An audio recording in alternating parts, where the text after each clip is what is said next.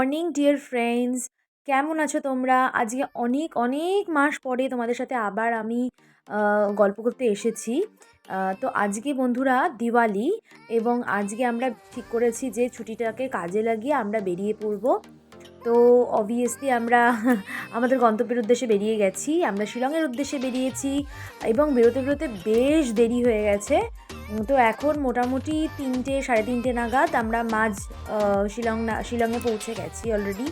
আর আশেপাশে অসম্ভব যে সিনারি সেটা তোমরা দেখতেই পাচ্ছিলে। আর ফাইনালি এতক্ষণে আমরা পৌঁছে গেছি শিলং শহরে।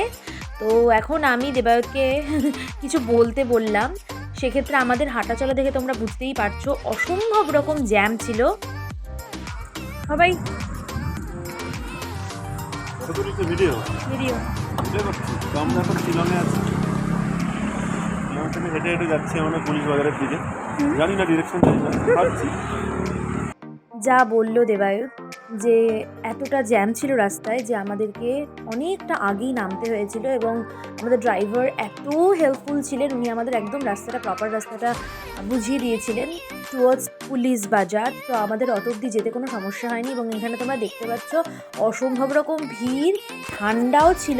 তো এবারে শপিং কমপ্লিট করে নিয়ে আমরা খাবার দাবার নিয়ে যেতে চলেছি আমাদের হোটেল রুমে, কারণ সেখানে খাওয়া দাওয়ার ব্যবস্থা নেই, এবং আমাদের আজকে তাড়াতাড়ি শুয়েও পড়তে হবে।